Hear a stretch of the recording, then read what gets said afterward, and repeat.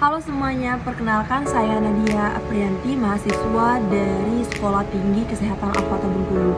Baik, di sini saya akan menjelaskan mengenai jika terjangkit batuk dan flu tidak harus menggunakan atau tidak wajib menggunakan antibiotik.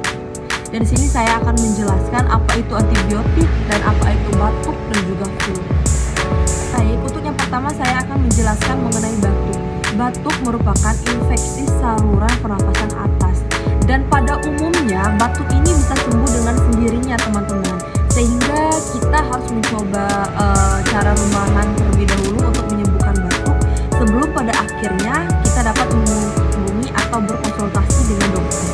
Dan antibiotik sendiri merupakan suatu obat yang diindikasikan untuk menyembuhkan suatu penyakit yang memang disebabkan oleh infeksi bakteri, dan antibiotik tersendiri tidak boleh diperjualbelikan tanpa resep dokter atau diperjualbelikan bebas, dan pemberian antibiotik harus dengan penyakit yang sesuai dengan indikasi antibiotik yang diresepkan oleh dokter tersebut.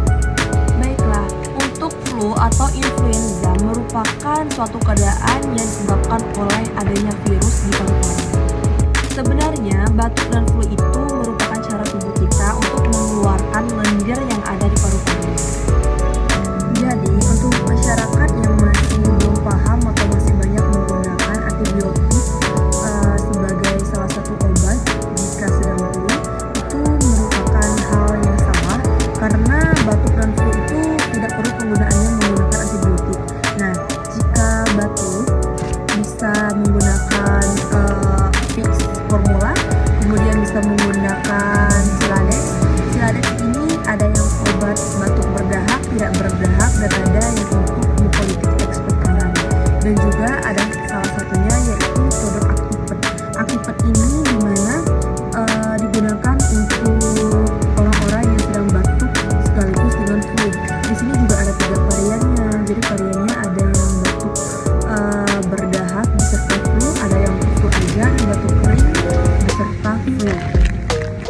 Akan tetapi penggunaan antibiotik bisa digunakan jika diresepkan oleh resep dokter, dan juga penggunaan batuk dan flu bisa menggunakan antibiotik apabila batuk tersebut disebabkan oleh infeksi bakteri.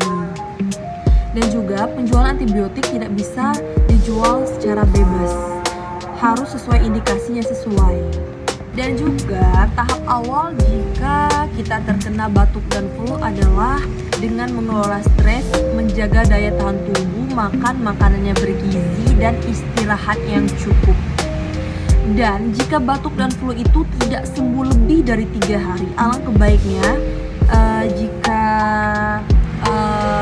Bapak Ibu yang terinfeksi atau teman-teman yang terinfeksi segera menghubungi dokter terdekat. Baik, itulah tadi penjelasan singkat dari saya mengenai jika tidak semua batuk memerlukan antibiotik.